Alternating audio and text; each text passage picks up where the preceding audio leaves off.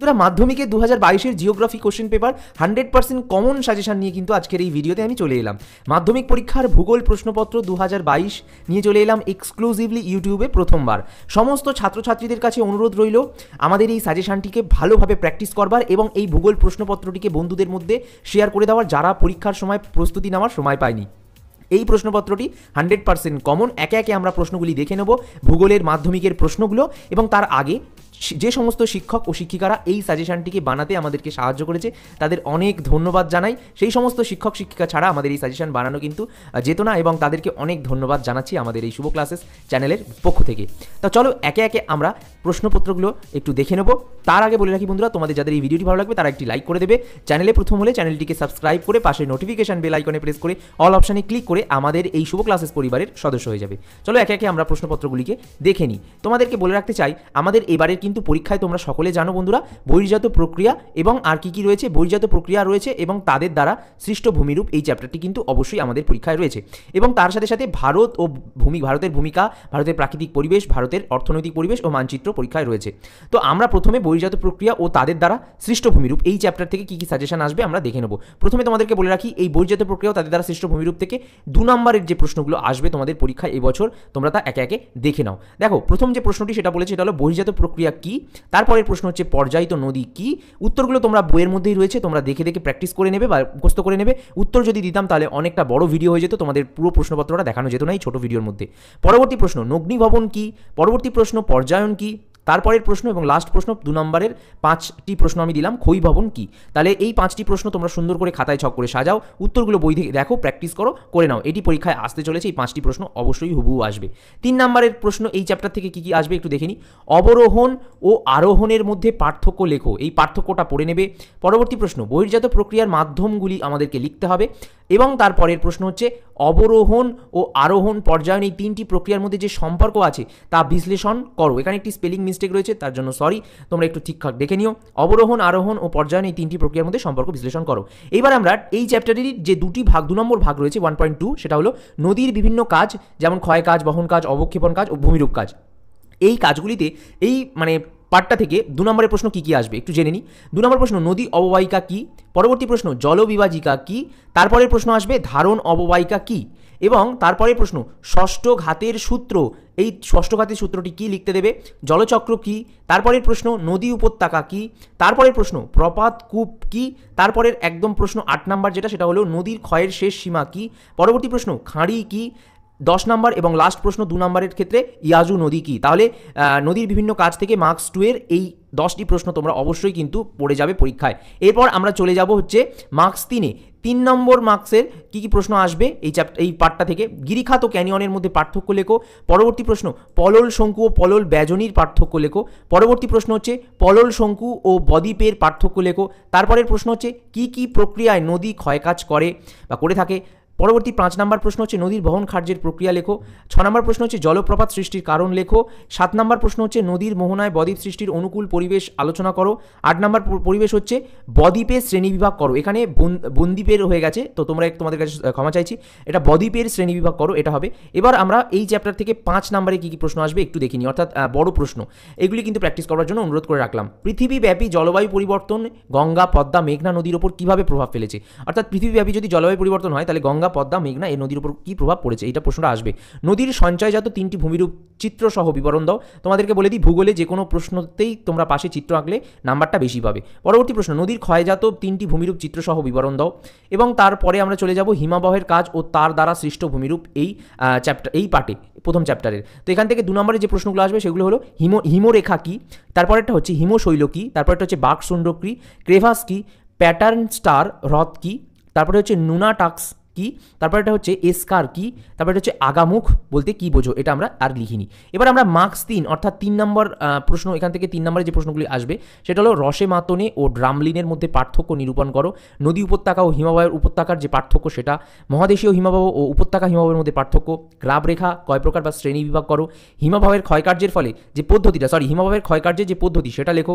অক্ষাংশ ভেদে হিমরেখার যে উচ্চতা ভিন্ন হয় তা ব্যাখ্যা করো। 5 নম্বরের এই চ্যাপ্টার থেকে কি প্রশ্ন আসবে আমরা চলো একটু দেখিনি। হিমাবহের ক্ষয়কার্যের ফলে সৃষ্ট 3টি ভূমিরূপ চিত্র সহ বিবরণ দাও। পরবর্তী প্রশ্ন, হিমাবহ ও জলধারার মিলিত কাজের ফলে সৃষ্ট প্রধান ভূমিরূপের উদাহরণ দাও। আমরা এই প্রথম চ্যাপ্টারের 4 নম্বর পার্ট, যেটা বায়ুর কাজ দ্বারা সৃষ্ট ভূমিরূপ, এই চ্যাপ্টারে চলে যাবো এবং এখানে কি কি দেখে নেবো যে মার্কস 2-এ কী কী রয়েছে। তো দেখো, লোয়েস কি, এই প্রশ্নটা আসবে। বারখান কি, এই প্রশ্নটা আসবে। তারপরে হচ্ছে মরুদ্যান কি, এই প্রশ্নটা আসবে। তারপরে হচ্ছে অপসারণ সৃষ্ট গর্ত কি, এই প্রশ্নটা অবশ্যই আসবে। তারপরে আমরা মার্কস 3-এ কী কী আছে আমরা চলে দেখে নেবো একবার। মার্কস 3-এ এই প্রশ্নগুলো টোটাল 5টা প্রশ্ন দিয়েছি। জিউগেন ও ইয়ারদাংয়ের মধ্যে পার্থক্য, পেডিমেন্ট ও বাজাদার মধ্যে পার্থক্য, মরু অঞ্চলে বায়ুর কাজ প্রবল কেন, মরুভূমি সম্প্রদায়ের প্রতিরোধের উপায় কি। পরবর্তী প্রশ্ন হচ্ছে বারখান ও অনুদৈর্ঘ্য বালিয়াড়ির মধ্যে পার্থক্য লেখো। এই প্রশ্নটা কিন্তু খুব ইম্পর্টেন্ট এই সবকটা প্রশ্নের মধ্যে। এবার আমরা এই চ্যাপ্টারের এই পার্ট থেকে মার্কস 5-এ কী আসবে দেখে নেব। মার্কস 5-এ আমরা দেখে নেব একটি প্রশ্ন দিয়েছি, এই দুটি প্রশ্ন দিয়েছি। বায়ুর ক্ষয়জাত 3টি ভূমিরূপ চিত্রসহ বিবরণ দাও। মরু অঞ্চলে বায়ু ও জলধারার মিলিত কার্যে সৃষ্ট ভূমিরূপ আলোচনা করো। এই দুটো প্রশ্ন তোমরা পড়ে নেবে, তাহলে দুটোই কমন পাবে, এটা আমাদের দৃঢ় বিশ্বাস। এবার আমরা ভারতের ভূপ্রকৃতি থেকে কী কী প্রশ্ন রয়েছে আমরা একবার তা দেখে নেব। তাহলে ভারতের ভূপ্রকৃতি থেকে কী কী প্রশ্ন আসবে দেখে নিই একবার। মার্কস 2-তে ভারতের ভূপ্রকৃতি থেকে প্রথম যে প্রশ্নটা সেটা হলো, তোমরা দেখতে পাচ্ছ দুন কি, তারপরে প্রশ্ন হচ্ছে তাল কি, তারপর প্রশ্ন হচ্ছে কারেওয়া কি, তারপরে হচ্ছে মালনাথ কি, এবং পরবর্তী যে প্রশ্নটা হচ্ছে সেটা হচ্ছে ময়দান কি, তারপরে পূর্বাচল কি, ভাবর কি, তরাই কি, কয়াল কি, মরুস্থলী কি। এই প্রশ্নগুলো কিন্তু 2 নম্বরে পড়ে যাবে ভারতের ভূপ্রকৃতি থেকে। এবার আমরা মার্কস 3-এ চলে আসবো। ভারতের ভূপ্রকৃতিতে পূর্ব উপকূল ও পশ্চিম উপকূলের মধ্যে পার্থক্য লেখো। পূর্বঘাট ও পশ্চিমঘাট পর্বতমালার মধ্যে পার্থক্য লেখো। পরবর্তী প্রশ্ন, থর মরুভূমি সৃষ্টির কারণ লেখো। এবার এই চ্যাপ্টার থেকে 5 নম্বরের ক্ষেত্রে কী কী প্রশ্ন আসবে। প্রথম প্রশ্ন, পশ্চিম হিমালয়ের ভূপ্রকৃতির সংক্ষিপ্ত পরিচয় দাও। তারপরের প্রশ্ন হচ্ছে পূর্ব হিমালয়ের ভূপ্রকৃতির বৈশিষ্ট্য লেখো। এবার ভারতের জলসম্পদ থেকে 2 নম্বরের কী কী প্রশ্ন আসবে একটু আমরা তা জেনে নেব বন্ধুরা। 2 নম্বরের যে প্রশ্ন আসবে ভারতের জলসম্পদ থেকে, প্রথম প্রশ্ন, দক্ষিণ ভারতের অধিকাংশ নদী পূর্ববাহিনী নদী কেন। তারপরে প্রশ্ন হচ্ছে বৃষ্টির জল সংরক্ষণে তামিলনাড়ুর ভূমিকা কী। তারপরে প্রশ্ন, অতিরিক্ত ভৌম জল উত্তোলনের যে প্রভাব, সেই প্রভাবটা তোমাদেরকে লিখতে হবে। এবার এই চ্যাপ্টার থেকে মানে ভারতের জলসম্পদ থেকে 3 নম্বরে কী কী প্রশ্ন আসবে।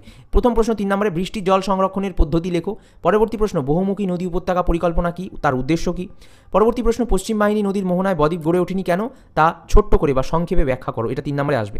এবার এই ভারতের জলসম্পদ থেকে 5 নম্বরে কোন বড় প্রশ্ন দুটি আসবে, সেটা হলো উত্তর ভারতে ও দক্ষিণ ভারতের নদ নদীর ভূপ্রাকৃতিক বৈশিষ্ট্যের পার্থক্য লেখো। পার্থক্য বর্ণনা নয় কিন্তু, আর ভারতের জলসেচের পদ্ধতিগুলি লেখো। এই দুটি প্রশ্ন খুব গুরুত্বপূর্ণ বন্ধুরা, অবশ্যই তোমরা এগুলো খাতায় নোট করতে থাকো। ভারতের যে জলবায়ু, এই চ্যাপ্টার বা এই পার্টটা থেকে কোন কোন প্রশ্নগুলো আসবে 2 নম্বরের দেখে নেব। লু কি, কালবৈশাখী কি, আঁধি কি, আশ্বিনের ঝড় কি, মৌসুমি বিস্ফোরণ কি, পশ্চিমী ঝঞ্ঝা কি, মোনেক্স কি, তারপরে হচ্ছে জেট স্ট্রিম কি, তারপরে হচ্ছে অম্ল বৃষ্টি, এটাকে আমল বলেছি আমি, আমল হয়েছে মানে একটু স্পেলিং মিস্টেক হয়েছে তার জন্য সরি। আমল বৃষ্টি কি, তারপরে প্রশ্ন হচ্ছে ভারতের 3টি বন্যাপ্রবণ 3টি খরাপ্রবণ অঞ্চলের নাম লেখো। মানে 3টি বন্যাপ্রবণ ও 3টি খরাপ্রবণ অঞ্চলের নাম লেখো। এই চ্যাপ্টার বা এই পার্ট থেকে মার্কস 3-এর কী কী প্রশ্ন আসবে। করমণ্ডল উপকূলে বছরে 2বার বৃষ্টি হয় কেন, ভারতে শীতকাল শুষ্ক কেন, মৌসুমী বায়ুর ওপর জেট বায়ুর প্রভাব লেখো, ভারতের জলবায়ু নিয়ন্ত্রণে হিমালয় পর্বতের প্রভাব। এবার এই পার্ট থেকে মার্কস 5-এ কী কী প্রশ্ন আসবে একটু জেনে নিই। ভারতের জলবায়ুতে মৌসুমী বায়ুর প্রভাব লেখো, ভারতের জলবায়ু নিয়ন্ত্রক হিসাবে পরিচয় দাও। পরবর্তী প্রশ্ন হচ্ছে ভারতের জলবায়ু নিয়ন্ত্রক হিসাবে পরিচয় দাও। এবার আমরা ভারতের যে মৃত্তিকা রয়েছে এই চ্যাপ্টার থেকে মানে ভারতের মৃত্তিকা চ্যাপ্টার মানে পার্ট থেকে কী কী প্রশ্ন আসবে মার্কস 2 নম্বরে। কারেওয়া কি, ঝুম চাষ কি। পরবর্তী প্রশ্ন হচ্ছে অপভূমি কি। তারপরে প্রশ্ন, শারীরবৃত্তীয় শুষ্ক মাটি কি। পরবর্তী প্রশ্ন 3 নম্বরে মার্কস 3-তে কী কী প্রশ্ন আসবে। ভাঙর ও খাদারের মধ্যে পার্থক্য লেখো, মাটি সংরক্ষণের উপায়গুলি লেখো। মার্কস 5 মাটি থেকে কী কী প্রশ্ন আসবে। মার্কস 5-এ একটি প্রশ্নই আসবে আশা করা যাচ্ছে, মাটি শ্রেণীবিভাগ করে যে কোনো 2টি প্রকারের মাটির বিবরণ দিতে হবে। এবারে 5 নম্বর 5.6 পরের পার্ট থেকে আমরা কী কী মার্কস 2-এ পাবো। মানে যেটা বনভূমি বা স্বাভাবিক উদ্ভিদ এখানে লেখা হয়নি, সেটা হলো স্বাভাবিক উদ্ভিদ থেকে কী প্রশ্ন আসবে মান 2-এর মার্কস 2-তে আলপীয় উদ্ভিদ কি, যৌথ বন ব্যবস্থা কি, লবণাক্ত হবে এটা, লবণাক্ত উদ্ভিদের বৈশিষ্ট্য কি। মার্কস 3 এই চ্যাপ্টার থেকে যে প্রশ্নগুলো আসবে সেটা দেখে নাও। অরণ্য সংরক্ষণের প্রয়োজনীয়তা কেন, প্রথম প্রশ্ন। তারপর প্রশ্ন হচ্ছে কৃষি ও বনসৃজন সামাজিক বনসৃজনের মধ্যে পার্থক্য লেখো। পরবর্তী প্রশ্ন, ক্রান্তীয় চিরহরিত অরণ্য ক্রান্তীয় পর্ণমোচী অরণ্যের মধ্যে পার্থক্য লেখো। মার্কস 5 নম্বরের যে প্রশ্নটা অবশ্যই আসবে এই চ্যাপ্টার থেকে, অবশ্যই ভারতের স্বাভাবিক উদ্ভিদের শ্রেণীবিভাগ করে যে কোনো 2টির বিবরণ দাও। স্বাভাবিক উদ্ভিদ শ্রেণীবিভাগ করবে যেরকম মাটির করেছো সেরকমভাবে 2টি মাটির বিবরণ দিয়েছো, এটা সেরকমভাবে 2টি স্বাভাবিক উদ্ভিদের বিবরণ দেবে। তা ভারতের স্বাভাবিক উদ্ভিদ থেকে দেখো আরও আসবে, যেমন মানে বলতে পারো কৃষিকাজ কি আসবে, শস্যাবর্তন কৃষি কি, বাগিচা ফসল কি, ইন্টার কালচার কি, জায়িদ শস্য কি, অর্থকারী ফসল কি। দেখে একবার তাড়াতাড়ি লিখে নাও। মার্কস 3-এ যে প্রশ্নগুলো অবশ্যই আসবে তোমাদের, খারিফ শস্য ও রবি শস্যের মধ্যে পার্থক্য, পাঞ্জাব হরিয়ানার কৃষি সমৃদ্ধির কারণ কি, ভারতীয় কৃষির বৈশিষ্ট্য লেখো। পরবর্তী প্রশ্ন মার্কস 5-এ সেটা হলো ধান চাষে অনুকূল পরিবেশ আলোচনা করো, কার্পাস চাষের যে অনুকূল পরিবেশ সেটা আলোচনা করো, কফি চাষের যে অনুকূল পরিবেশ সেটা আলোচনা করো, ইক্ষু মানে আখ চাষের যে অনুকূল পরিবেশ সেটা লেখো, গম চাষের যে অনুকূল পরিবেশ সেটা লেখো। এবার ভারতের শিল্পতে চলে যাই। ভারতের শিল্প থেকে কী কী প্রশ্ন আসবে মার্কস 2-এর, সেটা হলো অনুসারী শিল্প কী, হালকা ইঞ্জিনিয়ারিং শিল্প কী, ভারী ইঞ্জিনিয়ারিং শিল্প কী, দুর্গাপুর ভারতের রুড় কেন, আহমেদাবাদ ভারতের ম্যানচেস্টার কেন, তথ্য প্রযুক্তি শিল্প কী।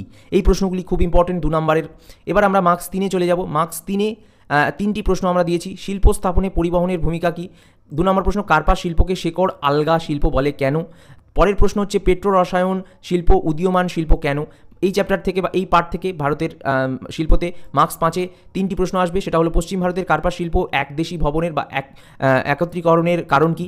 তারপরে হচ্ছে পশ্চিম ভারতে পেট্রো রসায়ন শিল্পের উন্নতির কারণ কী। পূর্ব ও মধ্য ভারতের লৌহ ইস্পাত শিল্প গড়ে ওঠার কারণ কী। এই প্রশ্নটা খুব ভাইটাল, টেস্ট পেপারে বারংবার এসছে বা টেস্ট পরীক্ষার প্রশ্নপত্রে বারবার এসছে। ভারতের জলবায়ু, এরপর ভারতের জলবায়ু থেকে মার্কস 2-এ কোন কোন প্রশ্নগুলো আসবে একবার তা দেখে নেবো। দেখো, কাম্য জনসংখ্যা কী, জনবিস্ফোরণ কী, স্থিতিশীল উন্নয়ন কী। পরবর্তী প্রশ্ন, শূন্য জনসংখ্যা বৃদ্ধি কী, জন্মহার কী, মৃত্যুহার কী। এই 6টি প্রশ্ন তোমরা মার্কস 2-এ ভারতে পড়ে নেবে। পরবর্তী প্রশ্ন, শহর বা নগর গড়ে ওঠার কারণ কী, মার্কস 3-এ। তারপরে হচ্ছে ভারতের নগরায়নের যে মানে কী বলবো, ভারতের নগরায়নের যে একটা সমস্যা, সেই সমস্যাগুলো তোমাদের লিখতে হবে। তারপরে প্রশ্ন হচ্ছে মার্কস 5-এ যে ভারতের জনসংখ্যা বন্টনের তারতম্যের কারণ কী। এই প্রশ্নটা 5 নম্বরে আসবে। এবারে ভারতের পরিবহন বা যোগাযোগ ব্যবস্থাতে একটু চলে আসি বন্ধুরা। ভারতের লাস্টে মার্কস 2-এ কী কী প্রশ্ন আসবে, যোগাযোগ কী, পুনঃরপ্তানি বন্দর কী, পোতাশ্রয় কী, শিপিং আইন ও শিপিং লেন কী, ইন্টারনেটের গুরুত্ব তোমরা লেখো। এই প্রশ্নগুলি 5টা আসবে 2 নম্বরে। মার্কস 3 থেকে দেখো, পরিবহন ও যোগাযোগের মধ্যে পার্থক্য কী। তারপরে প্রশ্ন, জলপথকে উন্নয়নের জীবনরেখা বলে কেন। তারপরে প্রশ্ন, সড়ক রেল জলপথের 3টি করে সুবিধা লেখো। পরিবহন ব্যবস্থার গুরুত্ব কী। এখনও অবধি ফেসবুক গ্রুপে জয়েন করোনি, তোমরা তাড়াতাড়ি গিয়ে জয়েন করে নাও, নাহলে কিন্তু এই মাধ্যমিক পরীক্ষার প্রশ্নপত্র আর পাবে না। আমাদের রুটিন ওয়াইজলি প্রশ্নপত্র আসবে। আজকে ভূগোল এসছে, পরের দিন কিন্তু যে সাবজেক্ট পরীক্ষায় তোমাদের থাকবে সেই সাবজেক্টেরই আরও একটা সাজেশন কিন্তু আসবে। আর আজকের এই ভিডিওটা শেষ হয়ে গেছে বন্ধুরা। তোমরা সকলে জানো তোমাদের কী করতে হবে, like the video, share the video and also subscribe the channel.